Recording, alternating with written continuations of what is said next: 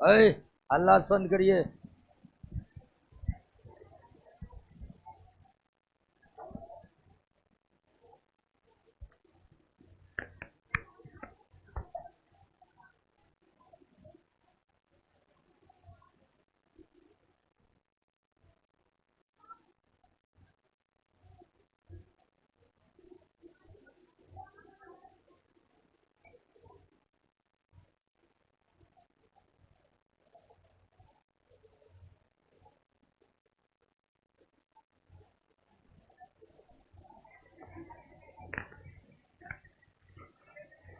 आ गए सर, आ गए हैं। ठीक है, अब बातचीत हमारे आपके बीच होनी चाहिए।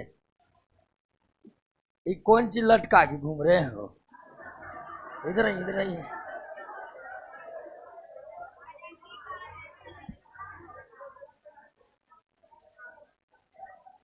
किस कौन चीज का?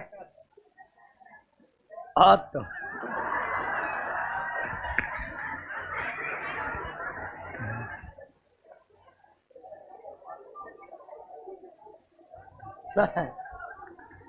सर, सर बोले लटकोने के लिए क्या? अरे अंदर में देखिए, सीनियर है आप लोग, अच्छा नहीं लगता है। रख लीजिए, चेक होगा तो दिखा दीजिएगा। हमको तो लगा कि शोरूम वाला आ गया।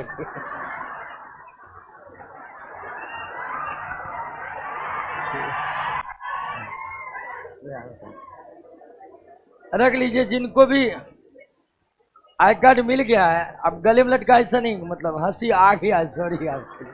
ठीक है, तो आराम से पॉकेट में रखना है, बैग में रखना है, चेकिंग हुआ निकाल के दिखा देना है।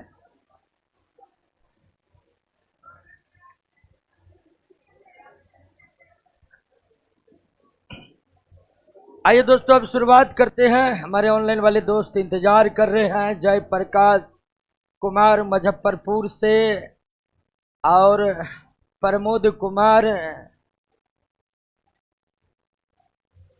डोली कुमारी, मुन्ना कुमार, संदीप कुमार। तो चलिए सभी दोस्त अब रेडी हो जाइए, और भारतीय अर्थव्यवस्था के काफी महत्वपूर्ण चैप्टर पर हम चर्चा कर रहे हैं। और चैप्टर का नाम है फाइनेंशियल मार्केट, यानी कि वित्त बाजार। अब तक फिर देखिए, ऑनलाइन वाले सब ध्यान से बैठे हुए हैं और आप लोग इधर उधर कर रहे हैं।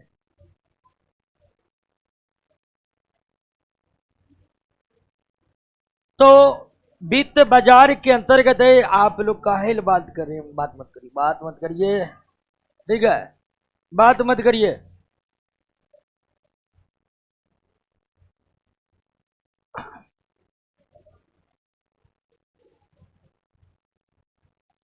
तो अब तक हम ये समझे हैं कि वित्त बाजार कोई स्थान विशेष पर मौजूद बाजार नहीं है, बल्कि भारतीय अर्थव्यवस्था के अंतर्गत मुद्रा लेन देन का जो कारोबार है, उसी के लिए वित्त बाजार शब्द का इस्तेमाल किया जाता है।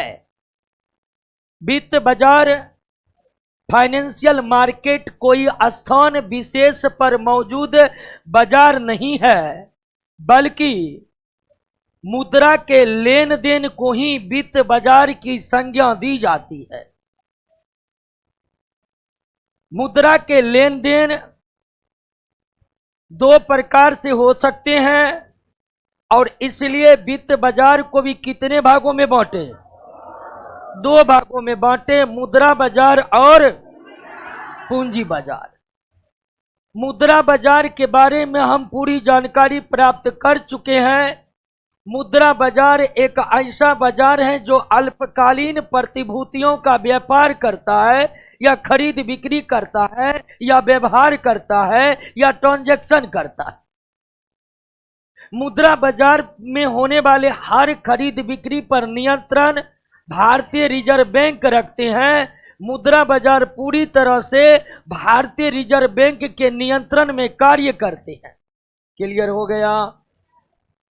और मुद्रा बाजार में हम देखें कि मुद्रा बाजार में प्रायः सरकार और बड़ी कंपनियां ही पैसा उठाती है।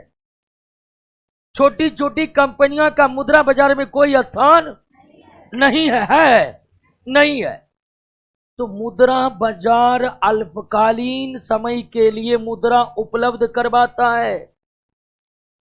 हालांकि इस बाजार में आम आदमी की ज्यादा भागीदारी होती नहीं है और इस बाजार में सारे कंपनियां भी पैसे उठा नहीं सकती है। इस मुद्रा बाजार में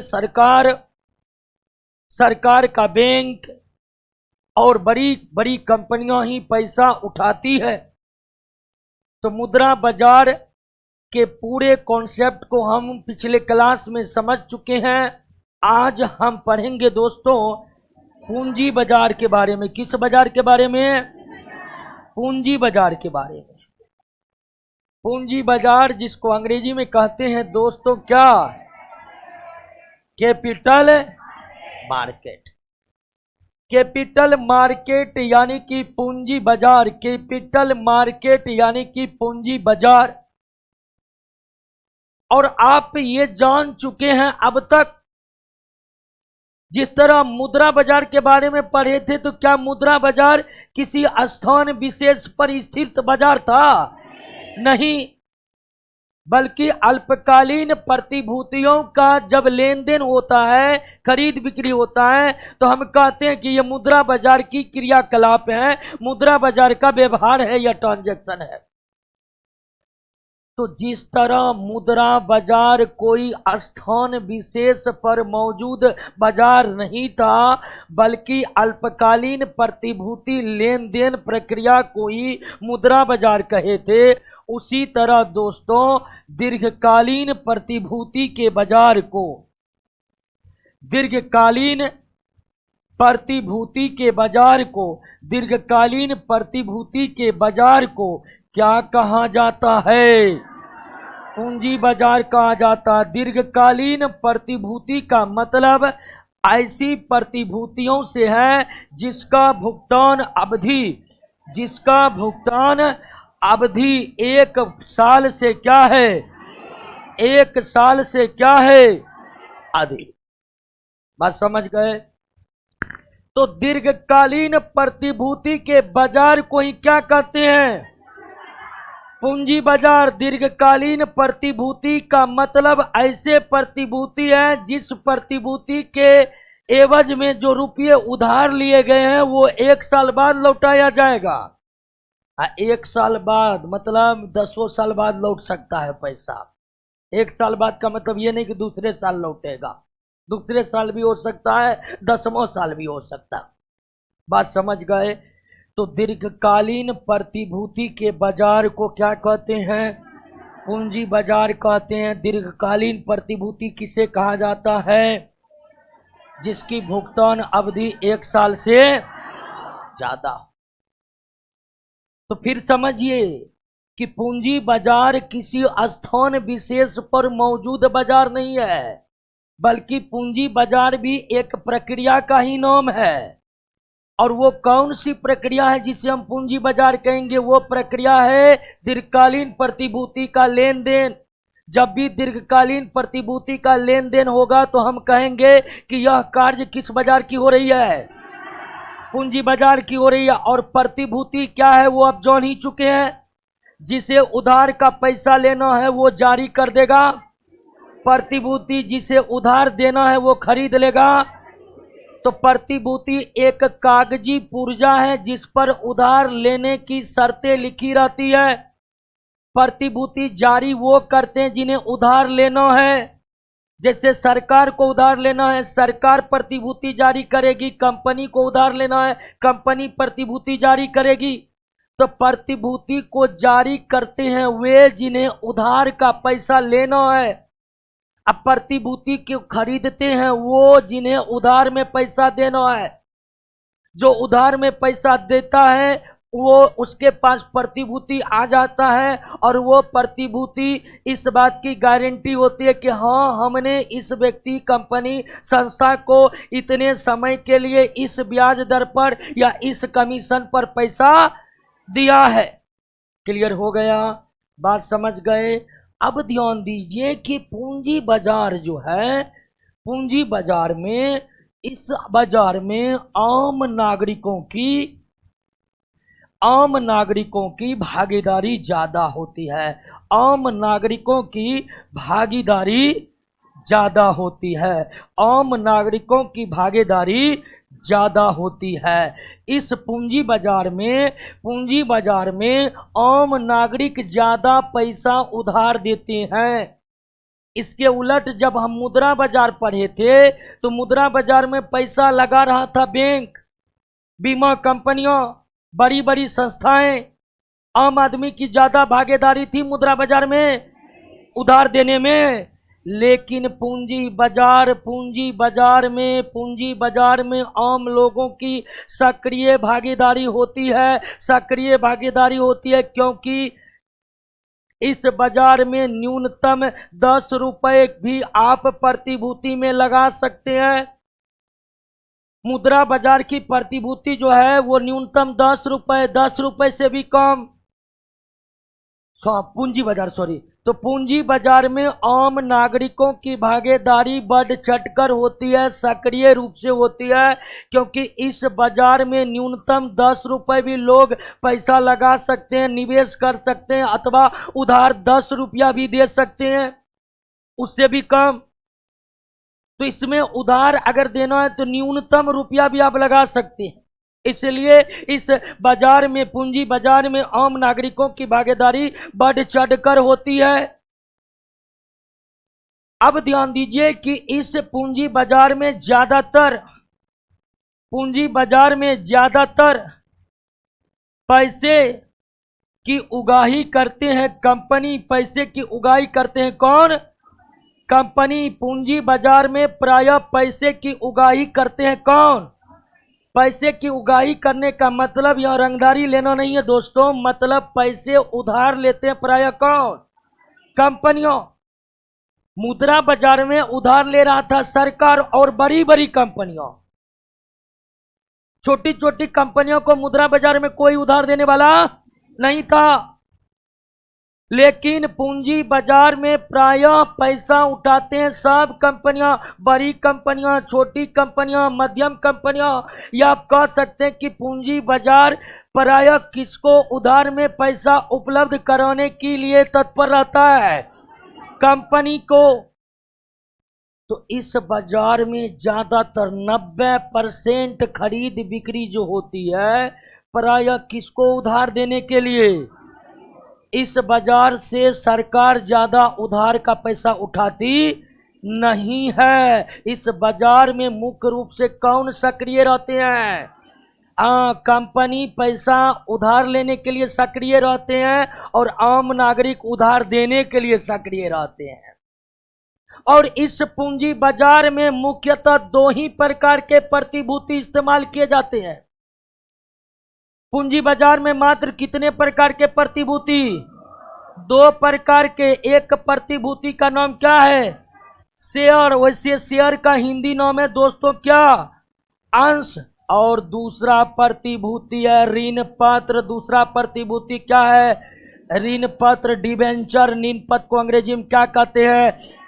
पूंजी बाजार में मुख्यतः कितने तरह की प्रतिभूति इस्तेमाल किए जाते हैं? 2 प्रकार के, शेयर और ऋण पत्र। शेयर और आप इससे पहले जान चुके कि मुद्रा बाजार में कितनी प्रकार की प्रतिभूतियां था? 5 प्रकार की प्रतिभूतियां। लेकिन पूंजी बाजार में मात्र कितने तरह की प्रतिभूतियां होती है? 2 प्रकार की प्रतिभूतियां। शेयर किस बाजार की प्रतिभूति है?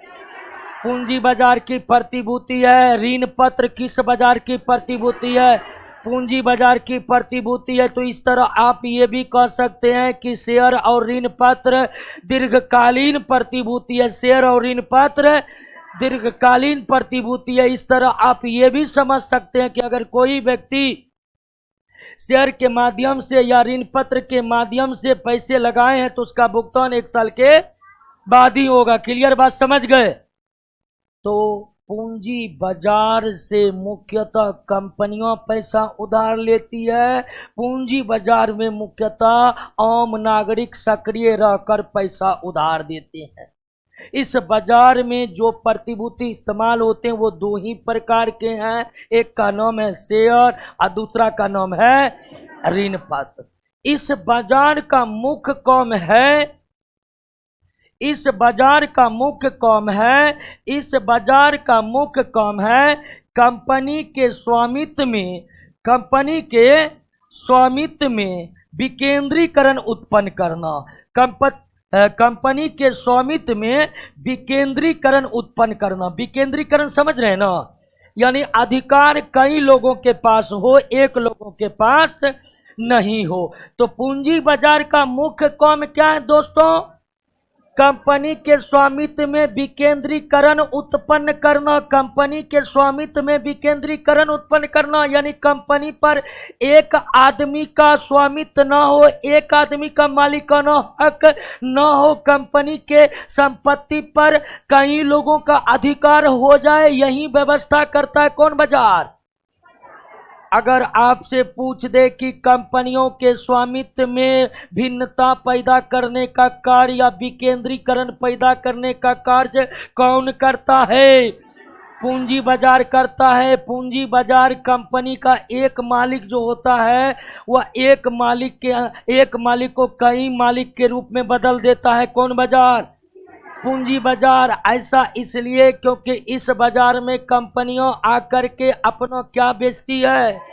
शेयर। जैसे ही कंपनियां शेयर बेच देती है तो जितने लोग शेयर खरीदते हैं वे कंपनी के क्या बन जाते हैं?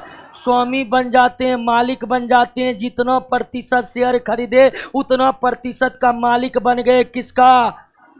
और इस तरह से इस बाजार में लोग कंपनी के शेयर खरीदते हैं और उनका स्वामित्व लोगों के पास आ जाता है। इस तरह से कंपनी का एक कोई सर्वे सर्वा नहीं होता है, बल्कि जितने लोग शेयर खरीदते हैं सबका हिस्सेदारी उस कंपनी में हो जाता है। और इस तरह से कंपनी के स्वामित्व का क्या हो जाता है?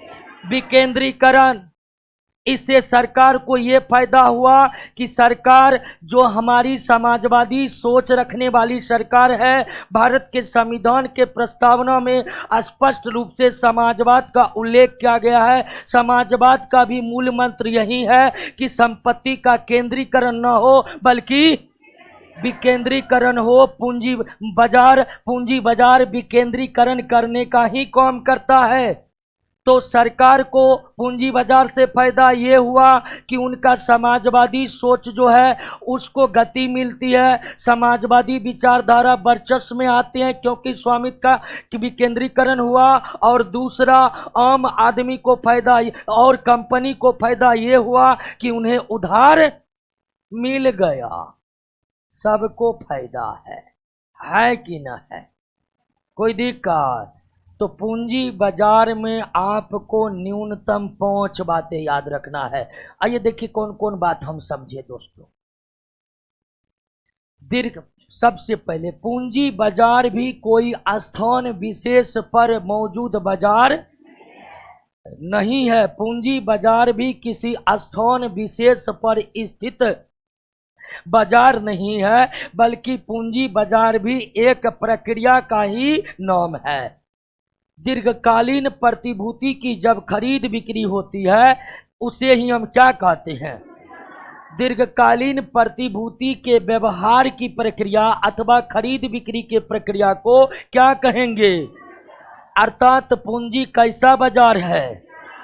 दीर्घकालीन बाजार। दीर्घकालीन प्रतिभूतियों के बाजार है।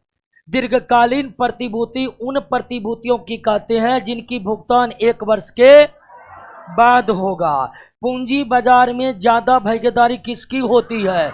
आम नागरिकों की। पूंजी बाजार में ज्यादातर उधार कौन लेते हैं? कंपनियां लेते हैं। अब इसका मतलब ये नहीं कि बैंक नहीं भाग लेगा, बीमा कंपनी भाग नहीं लेगा, लेगा। लेकिन सक्रिय भागीदारी जिस तरह से मुद्रा बाजार में बैंक और बीमा कंपनियों की थी, उसी तरह सक्रिय भागीदारी इस बाजार में किसकी है? आम नागरिकों की है। पूंजी बाजार में ज्यादातर पैसे उधार कौन लेते हैं? पूंजी बाजार में इस्तेमाल होने वाले प्रतिभूति कौन कौन है? शेयर दीर्घकालीन प्रतिभूति है, अल्पकालीन दीर्घकालीन प्रतिभूति है, ऋण पत्र अल्पकालीन प्रतिभूतियां दीर्घकालीन। पूंजी बाजार का मुख्य काम है कंपनियों के स्वामित्व में विकेंद्रीकरण उत्पन्न करना, यानी एक आदमी के पास जो पूरे कंपनी का स्वामित्व रहता है, वो कंपनी जब पूंजी बाजार में अपना शेयर बेच देती है तो जितने लोग शेयर खरीदते हैं सबकी हिस्सेदारी हो जाती है कंपनी के स्वामित्व पर। तो इस तरह पूंजी बाजार का मुख्य काम है कंपनी के स्वामित्व में विकेंद्रीकरण उत्पन्न करना, ताकि एक ही लोग कंपनी में सर्वशक्तिमान न हो सके। बात समझ गए? अब समझिए कि पूंजी बाजार दो प्रकार के होते हैं। पूंजी बाजार क्या समझ गए ना?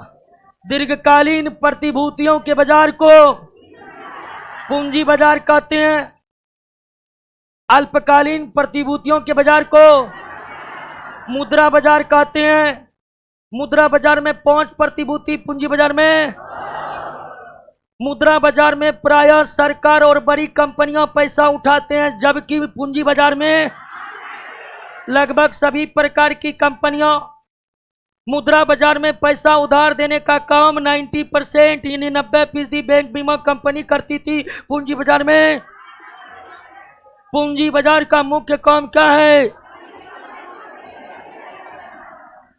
अब ध्यान दीजिए कि पूंजी बाजार के दो भाग हैं। पूंजी बाजार के दो भाग हैं। पूंजी बाजार के कितने भाग हैं? 2 भाग है। प्राथमिक बाजार, प्राइमरी मार्केट, प्राथमिक बाजार, और द्वितीयक बाजार। प्राथमिक बाजार और द्वितीयक बाजार। पूंजी बाजार के कितने हैं भाग? प्राथमिक बाजार और, लेकिन मुद्रा बाजार का कोई भाग नहीं था। हाँ, मुद्रा बाजार को उप बाजार में बांट सकते हैं। जैसे मुद्रा बाजार को हम ट्रेजरी बिल बाजार, कॉमर्शियल पेपर बाजार, कॉल मनी बाजार, सर्टिफिकेट ऑफ डिपॉजिट बाजार, कॉमर्शियल बिल बाजार, तो मुद्रा बाजार को हम 5 उप बाजार में बदल सकते हैं। लेकिन मुद्रा बाजार के केवल एक ही भाग है और वो है केवल मुद्रा बाजार। लेकिन पूंजी बाजार के कितने भाग? पूंजी बाजार को कितने भागों में बांटा जाता है? 2 भागों में, प्राथमिक बाजार और द्वितीयक बाजार। तो यहां से भी प्रश्न आया है कि प्राथमिक और द्वितीयक बाजार में किसको बांटा जाता है? पूंजी बाजार को, जबकि मुद्रा बाजार को 2 भागों में, या मुद्रा बाजार का कोई भाग नहीं है, लेकिन मुद्रा बाजार के उप बाजार हैं, लेकिन उसके कोई भाग नहीं है। जबकि पूंजी बाजार के कितने भाग हैं? 2। कौन कौन? प्राथमिक बाजार और द्वितीयक बाजार। क्लियर हो गया? अब हम पहले समझेंगे किसको? प्राथमिक बाजार को। प्राथमिक बाजार किस बाजार का हिस्सा है? वेरी गुड, पूंजी बाजार की। इसी तरह का प्रश्न पूछे जाते तो आप देखे ही होंगे नोट में। इस बार प्रश्नों का संग्रह इस तरह से कर दिए हैं कि आपको एक से अधिक किताब पढ़ने की कोई जरूरी नहीं है, लेकिन सारा प्रश्न आपको याद करना पड़ेगा। प्राथमिक बाजार किस बाजार का भाग है? अब समझिएगा कि प्राथमिक बाजार भी कोई स्थान विशेष पर स्थित बाजार नहीं है, बल्कि प्रक्रिया का नाम है। सबसे पहले तो हमें यही जानना होगा कि प्राथमिक बाजार कोई स्थान विशेष पर स्थान विशेष पर स्थित बाजार नहीं है, बल्कि प्रक्रिया का नाम है। अब तक जितना बाजार पढ़े न सब प्रक्रिया का नाम था, है कि नहीं है? मुद्रा बाजार भी स्थान विशेष पर मौजूद बाजार नहीं था, बल्कि एक प्रक्रिया का। पूंजी बाजार भी किसी स्थान विशेष पर मौजूद बाजार नहीं था, बल्कि एक प्रक्रिया का। और पूंजी बाजार का भाग प्राथमिक बाजार भी कोई स्थान विशेष पर मौजूद बाजार नहीं है, बल्कि एक प्रोसेस, एक प्रक्रिया का नाम है। अल्पकालीन प्रतिभूति की खरीद बिक्री की प्रक्रिया को मुद्रा बाजार कहते हैं। दीर्घकालीन प्रतिभूति के खरीद बिक्री की प्रक्रिया को पूंजी बाजार कहते हैं। पूंजी बाजार का ही भाग कौन है? प्राथमिक बाजार। तो प्राथमिक बाजार किस प्रक्रिया को कहेंगे, यही अब हमें समझना है, क्योंकि हम ये जान गए कि प्राथमिक बाजार कोई स्थान विशेष पर स्थित बाजार नहीं है, बल्कि एक प्रक्रिया का नाम है। अब किस प्रक्रिया को प्राथमिक बाजार कहेंगे? तो जब नई कंपनी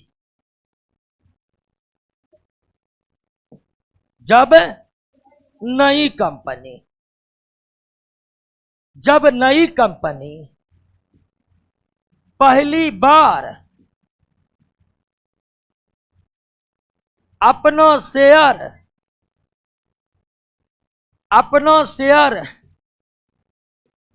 लोगों को बेचता है, तो इसी प्रक्रिया का नाम क्या है? प्राथमिक बाजार।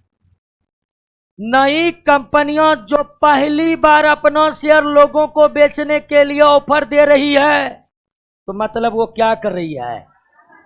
प्राथमिक बाजार। नई कंपनियों के द्वारा पहली बार अपना शेयर का बेचा जाना क्या है? प्राथमिक बाजार है। नई कंपनी के द्वारा पहली बार जब अपना शेयर बेचती है जनता को, तब इसी प्रक्रिया को क्या कहते हैं? प्राथमिक बाजार कहते हैं। एकदम नई कंपनी जब पहली बार अपने शेयर को जारी करती है, तो जब नई कंपनी पहली बार अपने शेयर को जारी करती है, तो इसी प्रक्रिया को क्या कहते हैं? प्राथमिक बाजार कहते हैं। इसी प्रक्रिया को क्या कहते हैं? प्राथमिक बाजार कहते हैं। जैसे हाल फिलहाल कुछ दिन पहले हुंडई कंपनी का नाम सुने हैं? हुंडई कंपनी वर्तमान में अमेरिका की कंपनी है। कौन कंपनी है? लंबे समय तक वो भारत में भी कार बनाकर बेचती थी, लेकिन हाल फिलहाल में वे पहली बार भारतीय नागरिकों के सामने अपना शेयर बेचा और हुंडई कंपनी में भारतीय नागरिकों को हिस्सेदारी देने का फैसला लिया। तो हुंडई कंपनी जब से भारत में कारोबार कर रही है, वो शेयर जारी नहीं किया था। 10-15 दिन पहले पहली बार वो शेयर जारी करके जनता को बेचा। तो हुंडई कंपनी भारत में जो पहली बार आम लोगों को अपना शेयर बेचने का ऑफर दिया, तो मतलब हुंडई कंपनी क्या किया? प्राथमिक बाजार का कार्य किया। क्या क्या दोस्तों? प्राथमिक बाजार का कार्य किया। बात समझ गए कि नहीं समझ गए? तो नई कंपनी जब पहली बार अपना शेयर लोगों को बेचता है, तो इसी प्रक्रिया को क्या कहा जाता है? प्राथमिक बाजार। और नई कंपनी जब पहली बार अपना शेयर बेचती है, तो उस शेयर को क्या कहते हैं? आईपीओ कहते हैं। क्या कहते हैं? आईपीओ कहते हैं initial public offer. Initial public offer यानी पहली बार पब्लिक को ऑफर दिया जा रहा है, खरीदिए शेयर। जब कोई कंपनी पहली बार अपना शेयर बेचने जाती है, तो उस प्रक्रिया को क्या कहते हैं? प्राथमिक बाजार कहते हैं। जब कंपनियां अपना शेयर पहली बार जारी करती है, तो उस शेयर को क्या कहते हैं? आईपीओ कहते हैं। क्या कहते हैं? आईपीओ कहते हैं। अगर आप अखबार में पढ़ रहे हैं कि XYZ कंपनी का आईपीओ आने वाला है, तो इसका मतलब कि वो कंपनी पहली बार अपना शेयर बेचने वाला है। मान लीजिए आप अखबार के आर्थिक समाचार में ये पढ़े कि XYZ कंपनी का आगामी कुछ दिन बाद आईपीओ आने वाला है, तो इसका मतलब है कि वो XYZ कंपनी पहली बार अपना शेयर जनता को बेचने जा रही है। और इसका मतलब ये है कि वो XYZ कंपनी अब कंपनी का स्वामित्व भारतीय लोगों को देने जा रहा है। और इसका मतलब ये भी है कि वे प्राइवेट लिमिटेड से क्या बनने वाला है, पब्लिक लिमिटेड बनने वाला। जैसे ही शेयर आम लोग खरीदा, वो कंपनी अब क्या हो गई, पब्लिक लिमिटेड हो गई, क्योंकि उसमें पब्लिक का पैसा लग गया। जब तक पब्लिक का पैसा नहीं है तब वो प्राइवेट लिमिटेड है। बात समझ गए ना। कंपनी अधिनियम 1956 के अंतर्गत कंपनियां दो प्रकार के हो सकती है, एक प्राइवेट लिमिटेड, दूसरा प्राइवेट लिमिटेड कंपनियां शेयर नहीं बेचती है, जबकि पब्लिक लिमिटेड कंपनियां शेयर बेचती है, उसकी बिकी हुई रहती है। क्लियर हो गया। अब ध्यान दीजिए कि नई कंपनी पहली बार जब अपना शेयर लोगों को बेचता है तो इस प्रक्रिया को क्या कहते हैं, और जब नई कंपनी पहली बार अपना शेयर बेचता है तो उस बाजार को क्या, उस शेयर को क्या कहते हैं, आईपीओ। लेकिन पुरानी कंपनी जब फिर से अपना नया शेयर लाकर पुनः लोगों को बेचती है, तो इसे भी क्या कहा जाता है, प्राथमिक बाजार कहा जाता है। समझे, एक कंपनी है जो पहले भी शेयर जारी कर चुकी है, एक कंपनी जो एक बार शेयर लोगों को बेच चुका है, एक कंपनी जो एक बार लोगों को शेयर बेच चुका है, फिर से वो नया शेयर लाकर लोगों को बेचती है, तो इस प्रक्रिया को भी हम क्या कहेंगे। तो नई कंपनी के द्वारा पहली बार शेयर बेचा जाना भी क्या कहलाएगा, और पुरानी कंपनियों के द्वारा फिर से नया शेयर बेचा जाना भी क्या कहलाएगा। बात समझ गए ना। नई कंपनी के द्वारा पहली बार शेयर बेचे जाने की प्रक्रिया को भी प्राथमिक बाजार कहेंगे। पुरानी कंपनी जब फिर से अपना नया शेयर बेचती है तो उसे भी हम क्या कहेंगे। और जब पुरानी कंपनी जो एक बार पहले शेयर बेच चुका है लोगों को, वो फिर से नया शेयर लाकर जब लोगों को बेचती है तो उस शेयर को क्या कहते हैं, एफपीओ कहते हैं। क्या कहते हैं, एफपीओ कहते हैं, follow on public offer, follow on public offer. बात समझ गए कि नहीं। तो प्राथमिक बाजार का शेयर कितने प्रकार के, प्राथमिक बाजार का शेयर कितने प्रकार के, दो प्रकार के, आईपीओ और एफपीओ। जब नई कंपनी पहली बार शेयर जारी करते तो उसे क्या कहते हैं, आईपीओ। जब पुरानी कंपनी फिर से नई शेयर बेचती है, एफपीओ। उदाहरण के लिए अभी कुछ समय यानी 1-1.5 महीने पहले वोडाफोन आइडिया कंपनी फिर से नया शेयर लाकर जनता को बेचा।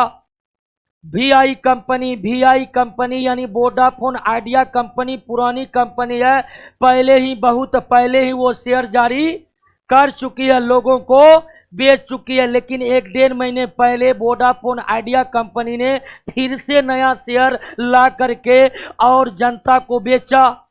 तो वोडाफोन आइडिया कंपनी अगर फिर से शेयर बेच रही है, तो फिर से नया शेयर बेच रही है, तो उसे हम क्या कहेंगे। उदाहरण के लिए आप जानते हैं कि रिलायंस शेयर एक बार बेच चुका है लोगों को, अगर रिलायंस कंपनी अभी तय करेगी कि हम फिर से नया शेयर लोगों को बेचेंगे ताकि और पैसा का उगाही करे और एक नया कंस्ट्रक्शन साइट बनाए, और इस उद्देश्य से वो फिर से नया शेयर रिलायंस कंपनी बेचेगा, तो रिलायंस कंपनी के द्वारा फिर से जो नया शेयर बेचा जा रहा है उसे क्या कहेंगे? IPO। तो नई कंपनी का पहली बार बिकने वाला शेयर, पुरानी कंपनी का फिर से नया जो शेयर बिक रहा है।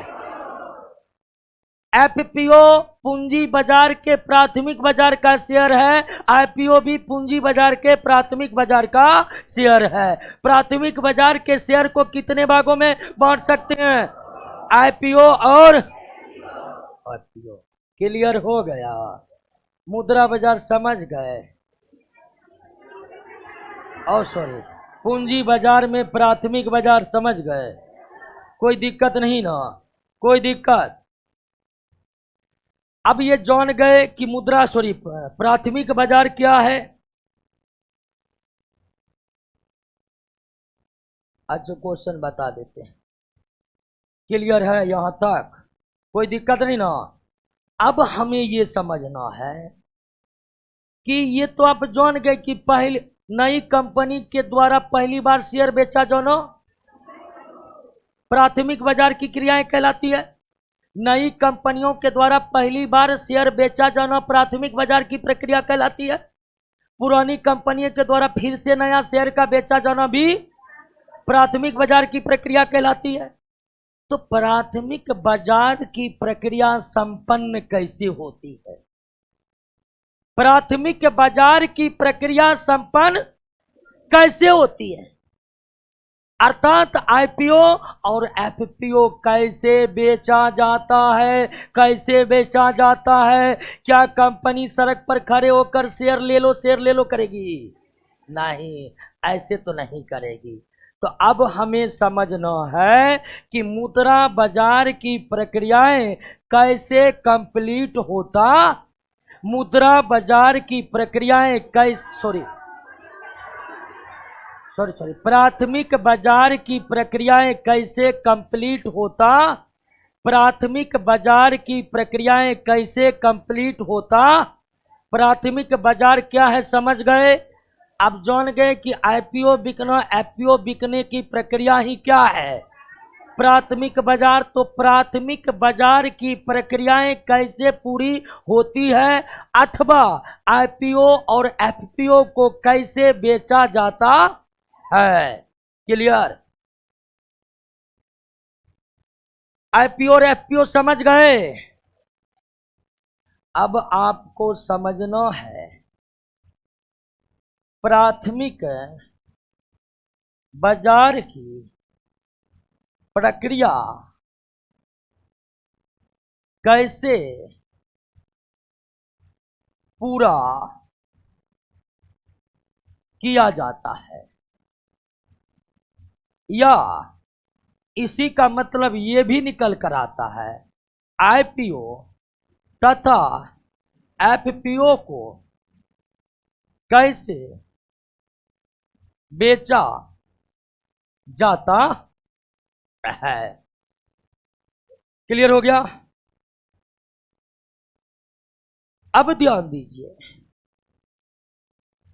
कि सबसे यानी प्राथमिक बाजार की प्रक्रिया को पूरा होने में आईपीओ तथा एफपीओ को बेचने में कई स्टेप से कंपनियों को गुजरना पड़ता है।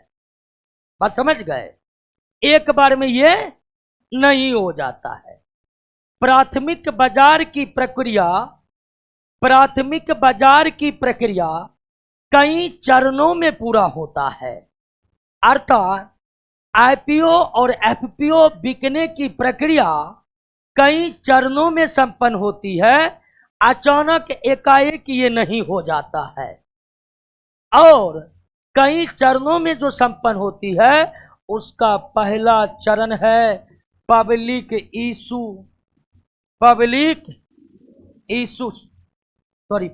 ऑफर। Public issue offer.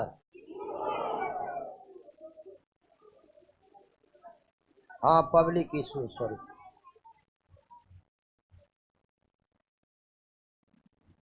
हाँ पब्लिक इशू ही होगा, सॉरी, पब्लिक इशू। पहला चरण क्या है? Public issue. मुद्रा, सॉरी, प्राथमिक बाजार। प्राथमिक बाजार के प्रक्रिया का पहला चरण या आईपीओ एफपीओ बेचने का पहला चरण क्या है? Public issue. अब पब्लिक इशू का मतलब क्या हुआ? आईपीओ या एफपीओ बेचने का कंपनियों के द्वारा प्रोस्पेक्टस जारी करना ही क्या कहलाता है? पब्लिक इशू कहलाता है। पब्लिक इशू का मतलब है कि कंपनियां अपना प्रोस्पेक्टस जारी कर दिया और उस प्रोस्पेक्टस में क्या क्या रहता है? कंपनी का नाम, कंपनी का उद्देश्य, कंपनी के चेयरमैन, कंपनी का चार्टर अकाउंटेंट, कंपनी कितना शेयर बेच रही है, कंपनी किस भाव पर शेयर बेचना चाहती है, ये सब ही जनता को बताना डॉक्यूमेंट के माध्यम से क्या कहलाता है? पब्लिक इशू कहलाता है। बात समझ गए ना? जब कंपनियां आईपीओ या एफपीओ बेचने के लिए जनता के बीच अपना प्रोस्पेक्टस जारी करती है तो इस प्रक्रिया को क्या कहते हैं? जब नई अथवा पुरानी कंपनियां आईपीओ या एफपीओ बेचने का प्रोस्पेक्टस जनता के बीच जारी करती है तो इसे क्या कहते हैं? पब्लिक इशू कहा जाता है। क्या कहा जाता है?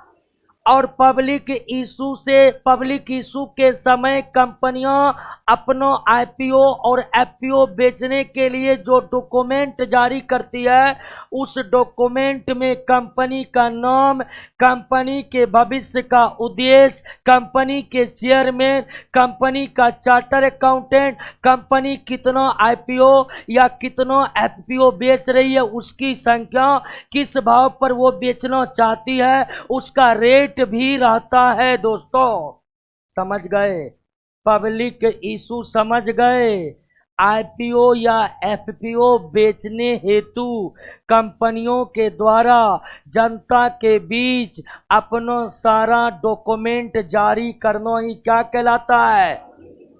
अब ये डॉक्यूमेंट कहाँ जारी होते हैं? तो प्रमुख समाचार पत्रों में, शेयर बाजार के वेबसाइट पर, शेयर बाजार के वेबसाइट पर, कंपनी के वेबसाइट पर, क्लियर, सेबी के वेबसाइट पर। तो पब्लिक इशू जो होते हैं यानी कंपनी जो अपना डॉक्यूमेंट जारी करती है उस डॉक्यूमेंट का प्रकाशन कंपनी प्रमुख समाचार पत्रों में प्रकाशित करवाती है, सेबी के वेबसाइट पर प्रकाशित करवाती है, शेयर मार्केट के वेबसाइट पर प्रकाशित करती है और कंपनियां खुद अपने वेबसाइट पर इसको प्रकाशित करती है। क्लियर? पब्लिक इशू समझ गए? कोई दिक्कत नहीं ना? पब्लिक इशू समझे? अरे कहिए ना समझ गए। डॉक्यूमेंट जारी करना ही क्या है? डॉक्यूमेंट जारी करना ही क्या है? डॉक्यूमेंट जारी करना ही क्या है? क्लियर? उसके बाद दूसरा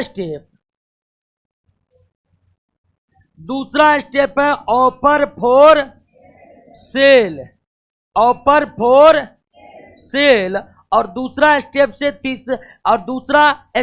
एकदम मिलता जुलता है दोस्तों, प्राइवेट प्लेसमेंट। प्राइवेट डॉक्यूमेंट जारी करना क्या कहलाता है? और आईपीओ एफपीओ को बेच डालना क्या कहलाता है? आईपीओ एफपीओ को बेच डालना ऑफर फॉर सेल या प्राइवेट प्लेसमेंट कहलाता है। ऑफर फॉर सेल का मतलब आईपीओ एफपीओ बिक गया, प्राइवेट प्लेसमेंट का मतलब आईपीओ एफपीओ बिक गया। तो ऑफर फॉर सेल का मतलब कि बेचने का ऑफर दे रहे हैं, जल्दी जल्दी खरीद लीजिए, ठीक है ना? तो ऑफर ऑफ सेल प्रायः होता है किस संदर्भ में? और प्राइवेट प्लेसमेंट होता है प्रायः किस संबंध में? एफपीओ। अब देखिए पुरानी कंपनी जो फिर पुरानी कंपनी जो फिर से नया शेयर जारी करती है उसे क्या कहते हैं? तो एफपीओ पुरानी कंपनी जारी करती है, और पुरानी कंपनी को पहले से ही मार्केट में सौंठ गांठ बना रहता है। तो पुरानी कंपनी एफपीओ जब बेचती है तो सोचते हैं कि एक एक जनता को जब बेचेंगे इसमें बहुत समय लगेगा, तो पुरानी कंपनी बड़े दलाल के फर्म को या ब्रोकरेज फर्म को पकड़ती है, बड़े बैंकों को पकड़ती है और उसी को अपना सारा शेयर बेच देती है, और फिर वो जो है आम नागरिकों को शेयर बेचना चालू करता है। तो प्राइवेट प्लेसमेंट का भी मतलब है कि आईपीओ एफपीओ को बेच दिया जाना, और ऑफर फॉर सेल का भी मतलब यही है कि आईपीओ एफपीओ को बेच दिया जाना। लेकिन होता क्या, ऑफर फॉर सेल प्राय किसके संदर्भ में और प्राइवेट प्लेसमेंट प्राय किसके संबंध में? अब इसका मतलब यह नहीं कि एफपीओ का केवल प्राइवेट प्लेसमेंट होगा, आईपीओ का केवल ऑफर फॉर सेल होगा। यह संभव है कि एफपीओ का ही ऑफर से फॉर सेल हो जाए, आईपीओ का ही प्राइवेट। लेकिन ज्यादातर स्थितियों में नई कंपनी को उतना सटगट होगा मार्केट में, तो वो चाहेगा कि बड़े दलाल को हम बेच दे अपना शेयर, बड़े बैंकों को बेच दे अपना शेयर। तो ये नहीं हो पाएगा क्योंकि कंपनी नहीं है, अभी लोगों को उस पर पूरा विश्वास नहीं है। तो बड़े बड़े खिलाड़ी उसका शेयर जल्दी खरीदना, उसका आईपीओ खरीदना नहीं चाहेगा। तो आईपीओ या एफपीओ को जनता को बेचा जाना ही क्या कहलाता है? और प्राइवेट प्लेसमेंट का मतलब हुआ, प्राइवेट प्लेसमेंट का मतलब हुआ कि आईपीओ या एफपीओ को एक बड़े ब्रोकरेज फर्म को बेच दिया गया है, बड़े दलाल के फर्म को बेच दिया गया है।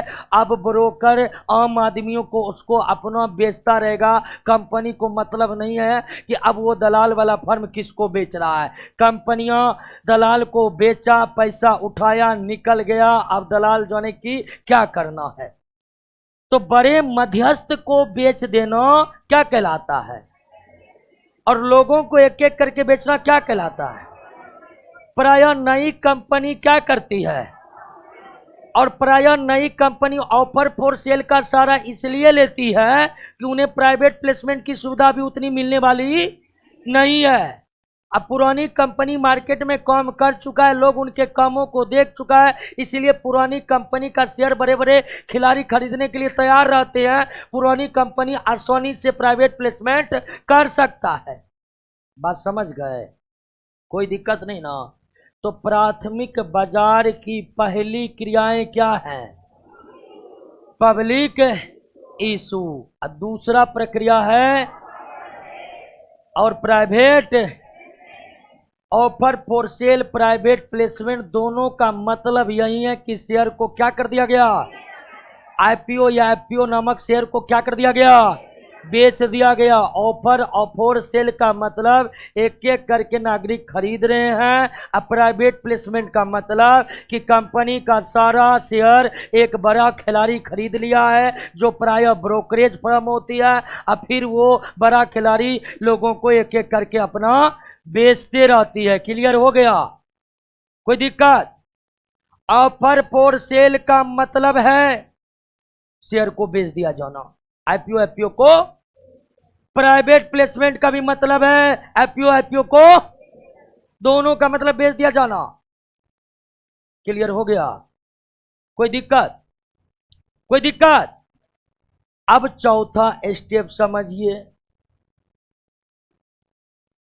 चौथा स्टेप समझिए, राइट इशू। राइट इशू का संबंध केवल एफपीओ से है। राइट इशू का संबंध केवल किससे है? एफपीओ से है। राइट इशू का संबंध केवल किससे है? एफपीओ से है। राइट इशू का संबंध केवल किससे है?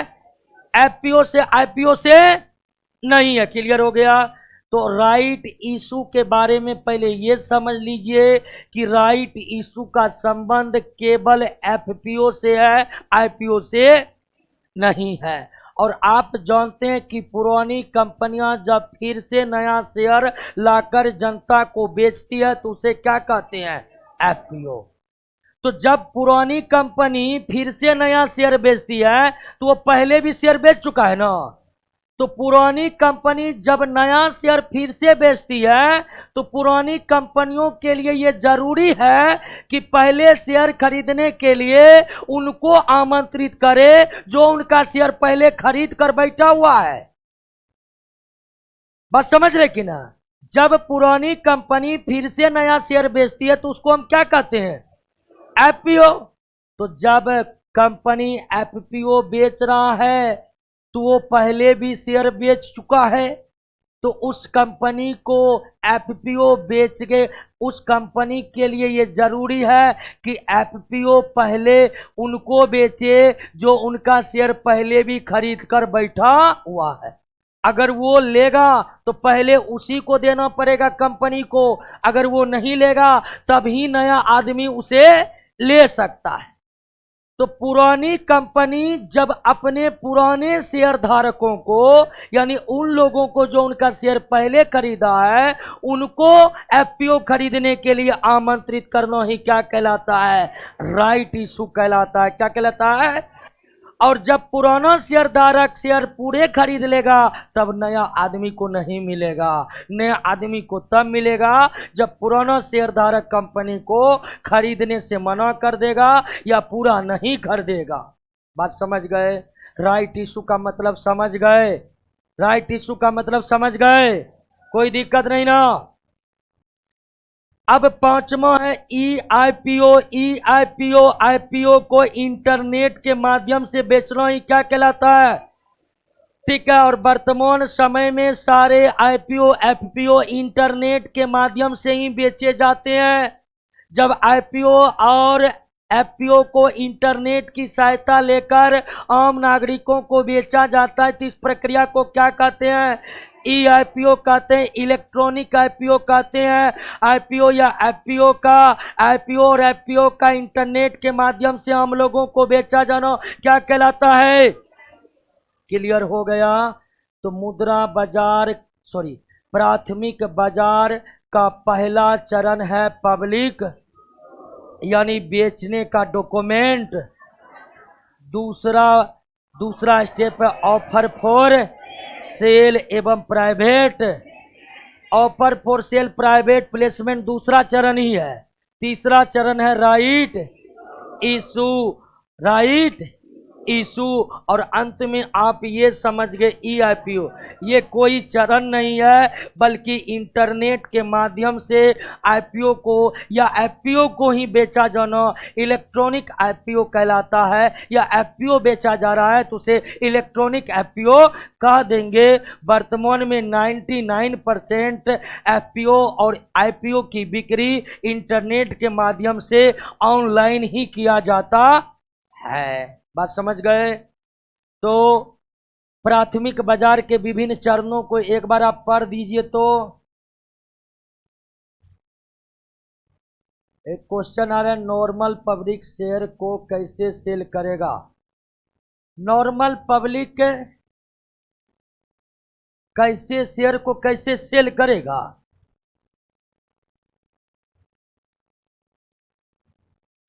अभी शेयर मार्केट पर नहीं आ रहे हैं, आ रहे हैं शेयर मार्केट पर भी आ रहे हैं। अभी प्राथमिक बाजार को आप समझे कि नहीं समझे ये पहले आप जान दीजिए। शेयर बाजार पर हम आ रहे हैं। प्रतिभूति का मतलब क्या होता है 2 दिन से हम यही बता रहे हैं कि नहीं बता रहे। आप कल का क्लास देखिए, प्रतिभूति का विस्तार पूर्वक चर्चा किए हैं। ऑनलाइन वाले दोस्तों आप देखिए, कुछ लोग पूछ रहे हैं कि हुंडई साउथ कोरिया का कंपनी है। साउथ कोरिया का था, वर्तमान में हम बोले यूएसए का कंपनी हो गया। एफपीओ का फुल फॉर्म अभी लिखे ना जी, follow on public offer. Follow on public offer या गूगल पर टाइप कीजिए, फुल फॉर्म निकल जाएगा। अब देखिए फिर एक क्वेश्चन आ रहा है, कंपनी शेयर क्यों बेचती है, पैसा उधार लेने के लिए। अभी हम वित्त बाजार पढ़ रहे हैं जहां एक आदमी उधार पैसा ले रहा है और एक आदमी उधार पैसा, तो कंपनी शेयर जारी कर रहा है ताकि वे उधारी का पैसा ले सके। जो लोग शेयर खरीद रहा है मतलब वो उधार दे रहा है।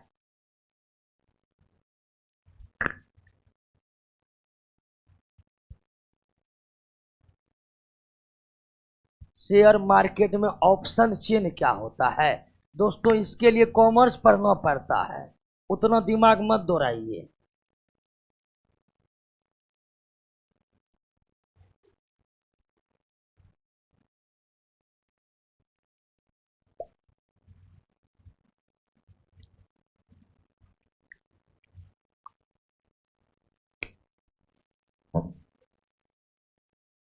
पढ़ लिए?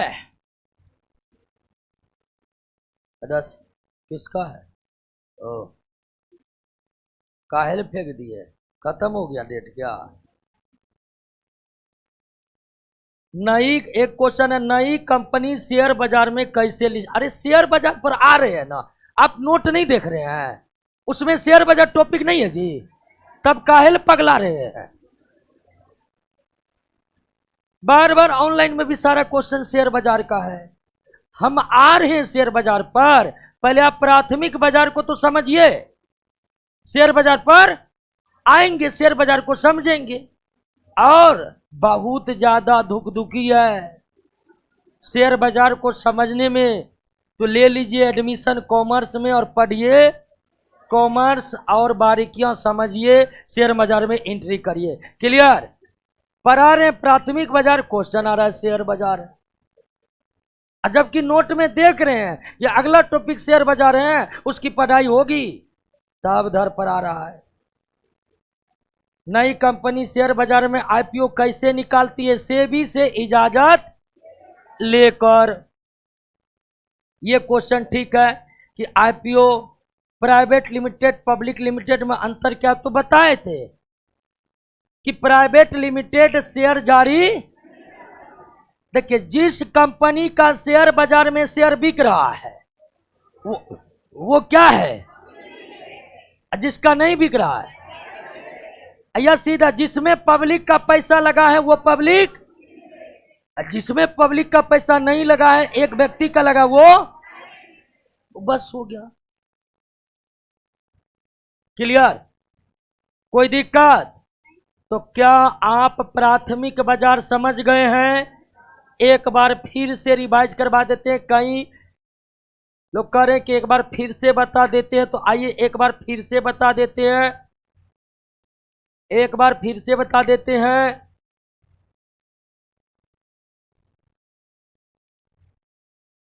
अब बहुत को तो लग रहा है कि हम इतना पढ़ाएंगे ना कि दरोगा बनने की तमन्ना छोड़ शेयर बाजार का डायरेक्ट ब्रोकर बन जाएंगे क्या? तो इतना भी हम शेयर बाजार के बारे में नहीं बताएंगे कि आप ब्रोकरे बनने का ख्वाब देखने लगे। ठीक है? ब्रोकर बनने के लिए या शेयर बाजार में किसी भी तरह की प्रक्रिया को समझने के लिए जरूरी है कि कॉमर्स और इकोनॉमिक की डिटेल जानकारी आपके पास हो। क्लियर? आइए हम समझे कि पूंजी बाजार के दो भाग है, प्राथमिक बाजार और, तो हम अभी प्राथमिक बाजार को समझे, समझिएगा दिल खोल के।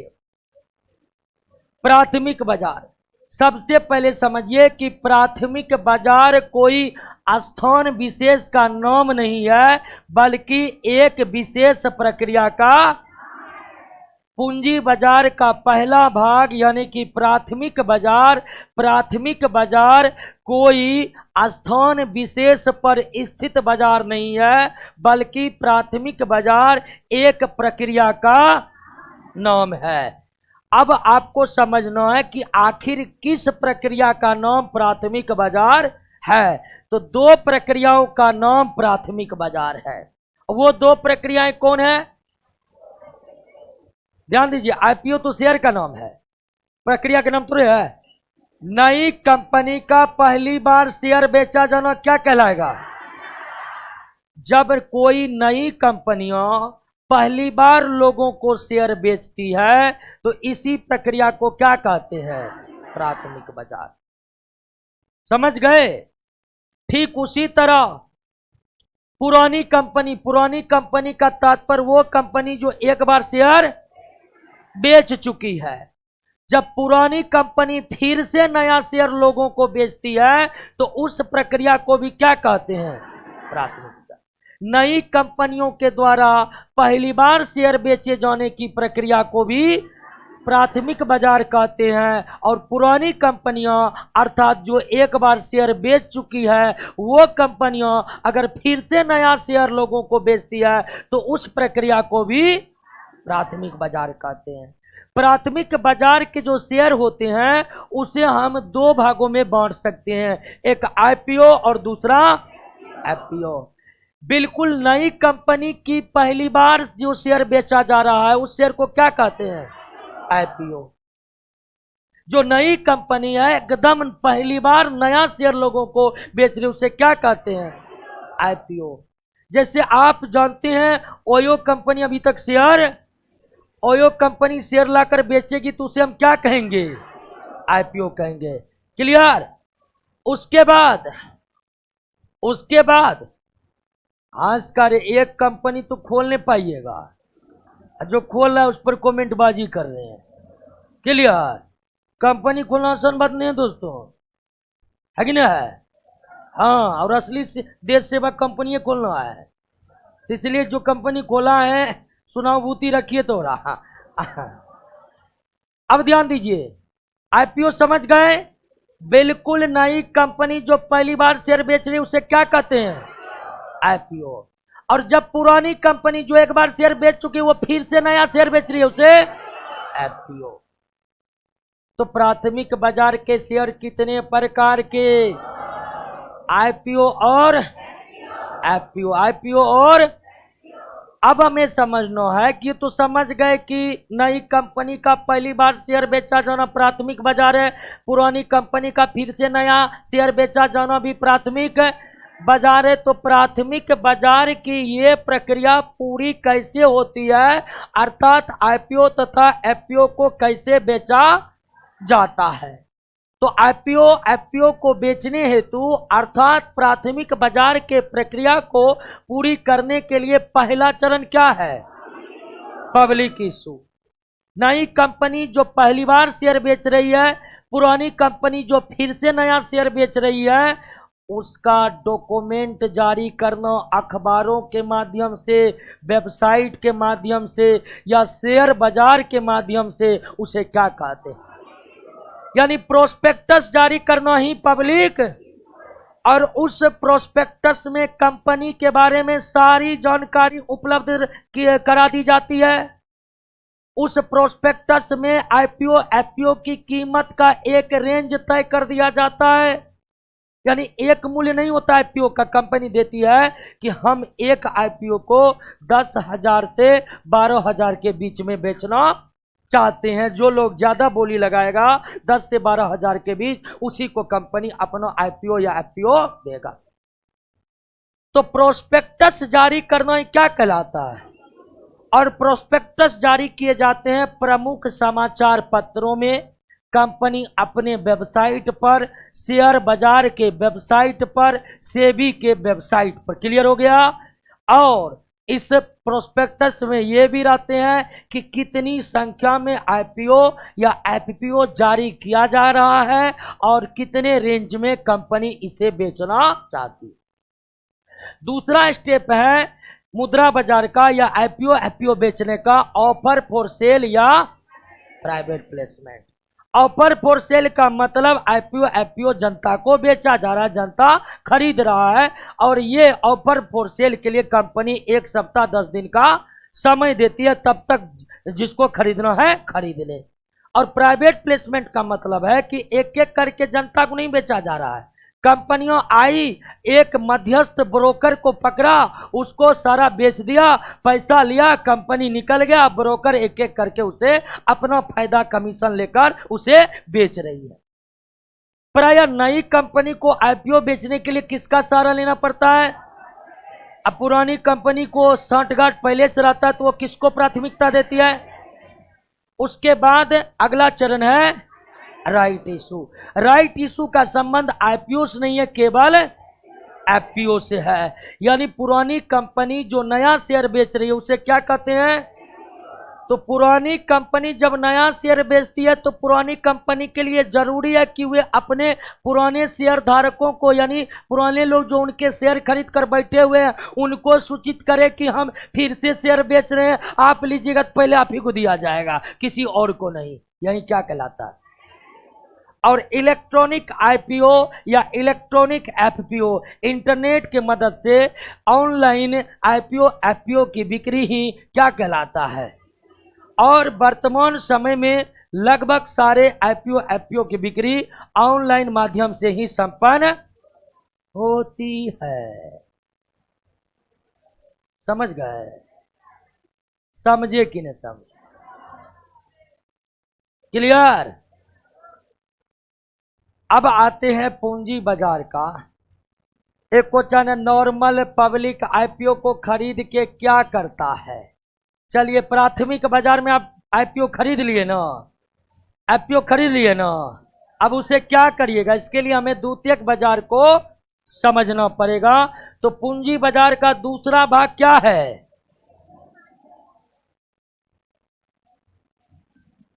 द्वितीयक बाजार। आप लोग तो इतना इंटरेस्ट ले रहे हैं, इतना इंटरेस्ट तो आप इतिहास के मुगल काल में भी नहीं लिए होंगे क्या?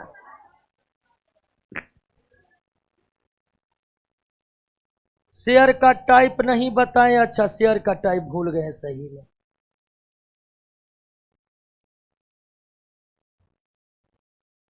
एक क्वेश्चन आया है कि कंपनी पब्लिक इशू के तुलना में प्राइवेट प्लेसमेंट को प्राथमिकता देती है क्योंकि यह सस्ती विधि है।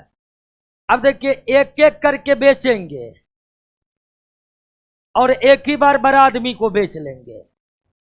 एक एक करके बेचेंगे वो महंगा पड़ेगा, क्या एक के बार एक बड़े लोगों को सारा बेच के निकल जाएंगे कि वो महंगा पड़ेगा? एक एक करके बेचना महंगा पड़ेगा ना।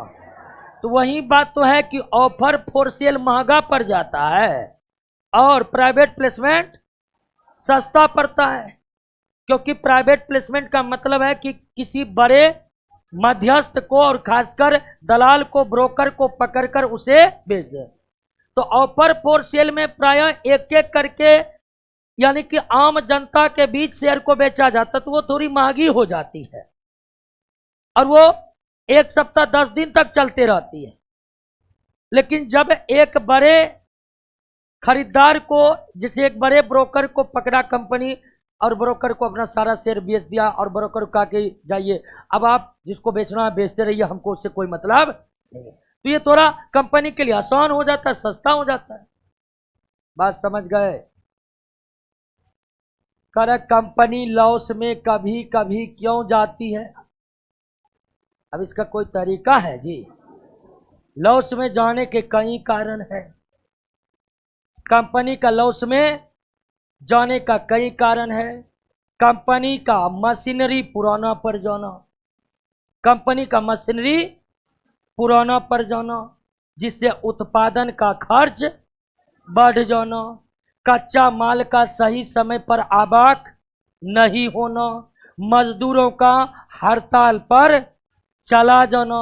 और भारतीय अर्थव्यवस्था के क्षेत्र में एक बार तो ऐसा हुआ कि कंपनी का मालिक का तलाक हो गया, कंपनी लॉस में चली गई। ठीक है, बात रेमंड कंपनी की कर रहे हैं। उनका कोई सिंघानिया है, उनका तलाक हो गया, कंपनी के चर्चे कम, तलाक के चर्चे ज्यादा होने लगे, शेयर का भाव गिरने लगा और एक पहली तिमाही में कंपनी घाटा में भी चले गया था। तो ऐसे भी हो सकते, लेकिन ये एक केवल बात हुई। लेकिन कंपनियां लॉस में क्यों जाती है, इसके कई कारण हो सकते हैं।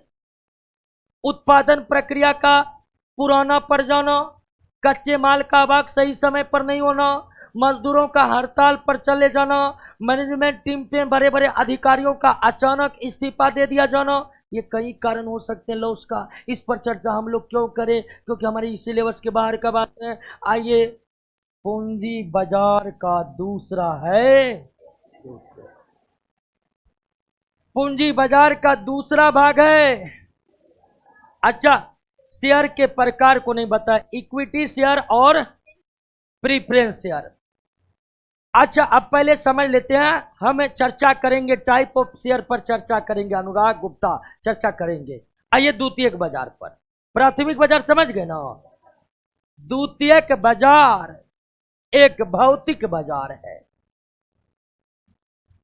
द्वितीयक बाजार एक, अभी तक आप पढ़े जितने भी बाजार था वो प्रक्रिया का नाम था, लेकिन द्वितीयक बाजार एक भौतिक बाजार है।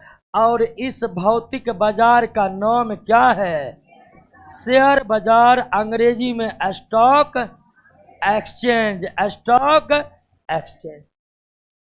तो पूंजी बाजार का जो दूसरा भाग है द्वितीयक बाजार, वास्तव में द्वितीयक बाजार की सारी प्रक्रिया एक स्थान विशेष पर जाकर संपन्न होती है।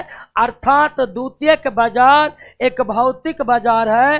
भौतिक बाजार कहने का मतलब एक स्थान विशेष पर स्थित बाजार है, और जिसका नाम है शेयर बाजार, अंग्रेजी में स्टॉक एक्सचेंज। शेयर बाजार को शेयर मार्केट भी कहते हैं, लेकिन इसका अंग्रेजी का सही नाम क्या है दोस्तों? Stock exchange. यानी द्वितीयक बाजार ही शेयर बाजार है, या शेयर बाजार ही द्वितीयक बाजार है। द्वितीयक बाजार ही शेयर बाजार है, शेयर बाजार ही द्वितीयक बाजार। अब द्वितीयक बाजार का क्या मतलब है समझिए।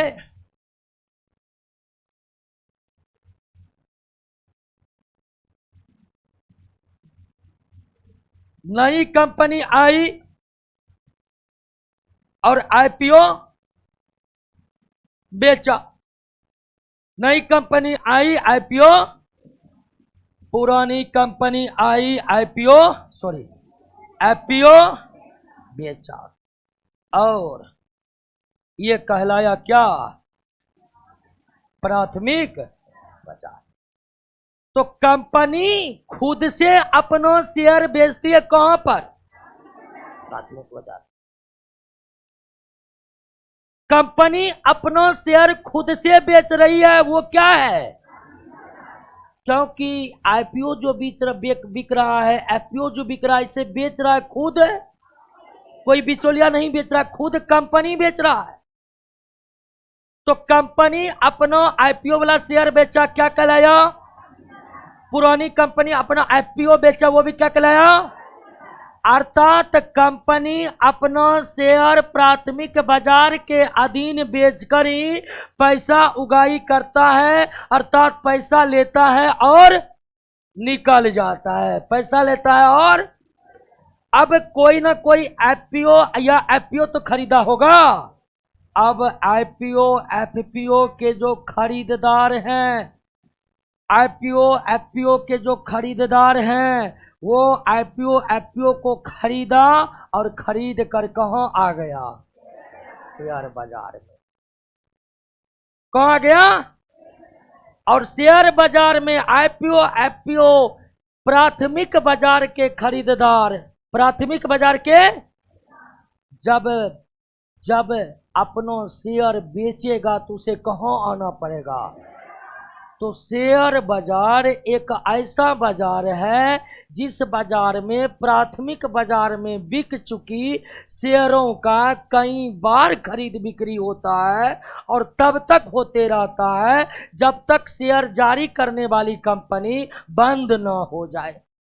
बात समझ गए कि नहीं? यानी कि प्राथमिक बाजार में जो आईपीओ खरीदा, जो एफपीओ खरीदा, वो खरीद कर घर नहीं बैठ गया, खरीदा और खरीद कर लेकर कहां आ गया? शेयर बाजार में आम आदमी भरा पड़ा है। तो प्राथमिक बाजार के खरीदार जब फिर से उस आईपीओ एफपीओ को बेच रहा है, तो समझिए कि वो कहां पर ये काम कर रहा है। तो शेयर बाजार एक ऐसा बाजार है जो प्राथमिक बाजार में बिक चुकी शेयरों को कई बार खरीदने बेचने का मौका उपलब्ध करवाती है, और यहाँ पर शेयर को इतनी बार खरीदा और बेचा जाता है, इतनी बार खरीदा और बेचा जाता है, और ये तब तक चलती रहती है जब तक शेयर जारी करने वाला कंपनी बंद ना हो जाए। तो बात समझे, शेयर बाजार में क्या होता समझे, प्राथमिक बाजार में जो आईपीओ एफपीओ बिक चुकी है वो फिर से बिकने के लिए कहां पर आती है, शेयर बाजार में। और शेयर बाजार में शेयर कंपनियां नहीं बेचती है, शेयर बाजार में शेयर कंपनियां, बल्कि शेयर बाजार में शेयर वो बेचती है जो प्राथमिक बाजार का खरीदार है। कंपनी को मतलब सिर्फ किससे है, हाँ, कंपनी प्राथमिक बाजार में आईपीओ एफपीओ बेचा, पैसा लेकर निकल गया। अब शेयर बाजार में कुछ भी होगा तो घाटा फायदा किसको होगा, तो शेयर बाजार में जब शेयर से फायदा होता है तो फायदा प्राथमिक बाजार के खरीदार को होता है। शेयर बाजार में फायदा घाटा से कंपनी को कोई लेना देना। शेयर बाजार तो व्यस्त कंपनियों के मार्केबिलिटी को बनाए रखता है कि हाँ कंपनी में दम है, इसीलिए तो उसका शेयर बाजार में शेयर लोग खरीदने के लिए उत्सुक हैं। तो शेयर बाजार एक ऐसा मंच है जो प्राथमिक बाजार में बिक चुकी प्रतिभूतियों को फिर से कई बार बेचने खरीदने का मौका आम लोगों को उपलब्ध करवाती है। लेकिन शेयर बाजार में जो शेयर बिक रहा होता है उसे कंपनियां खुद नहीं बेचती है, बल्कि कंपनियां का शेयर शेयर बाजार में वो बेचता है जो प्राथमिक बाजार का खरीदार है। बात समझ गए, समझे कि नहीं समझे, कोई दिक्कत। और शेयर बाजार में कंपनी का शेयर तब तक बिकेगा जब तक कंपनी बंद ना हो जाए। क्लियर हो गया। और शेयर बाजार ये सुविधा देता है, जब मन बेचना है बेचिए और जब मन खरीदना है फिर से खरीदिए। तो द्वितीयक बाजार ही और शेयर बाजार ही, क्या शेयर बाजार में कंपनियां का शेयर खुद कंपनी बेचती है, कंपनी कहां से पैसा लेकर निकला, प्राथमिक बाजार से पैसा लिया निकल गया है। शेयर बाजार में हानि हो रही है तो क्या उससे कंपनी को हानि होगा, हानि होगा प्राथमिक बाजार के। शेयर बाजार में फायदा हो रहा तो कंपनी को फायदा होगा, नहीं, फायदा होगा प्राथमिक बाजार के। तो आईपीओ एफपीओ को जो खरीदा है वो फिर से उसे बेचने के लिए कहां पर आएगा, तो प्राथमिक बाजार में जो प्रतिभूति बिक चुकी है आईपीओ एफपीओ के रूप में वो फिर से बिकेगा कहां पर जाकर। अर्थात शेयर बाजार एक ऐसा बाजार है जो प्राथमिक बाजार में बिक चुकी प्रतिभूति को फिर से कई बार बेचे खरीदे जाने का मंच उपलब्ध करवाती है, मंच उपलब्ध करवाती है। क्लियर हो गया। लेकिन शेयर बाजार में कंपनियां शेयर बेचती, कंपनियां कहां से पैसा उगाई करके निकल चुका है, तो शेयर बाजार में कंपनियां का शेयर कौन बेच रहा है, वो बेच रहा है जो प्राथमिक बाजार का। बात समझ गए। तो अब हम पढ़ेंगे किसके बारे में, लेकिन कल पढ़ेंगे। क्लियर। अच्छा, अभी शेयर के प्रकार और ऋण पत्र के बारे में नहीं पढ़ा है दोस्तों। कहिए दोस्तों ऑनलाइन वाला, थोड़ा सा भी कॉन्सेप्ट क्लियर हुआ कि नहीं।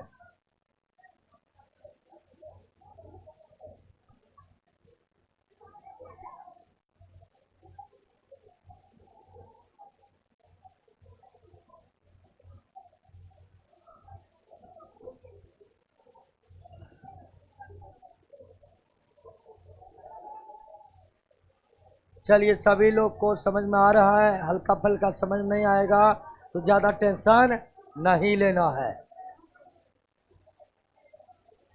नोट्स का रीडिंग मारिए, क्वेश्चन बनाइए सभी लोग। ये चैप्टर समझ में नहीं आ रहा, ऐसा कैसे हो सकता है, तो आप क्लास को 2 बार देखिए, 2 बार देखिए, नोट को रीडिंग मारिए। थोड़ा सा चैप्टर तो समझने में दिक्कत करता है, इस बात से कोई दिक्कत नहीं है कि आपको दिक्कत नहीं हो रहा होगा,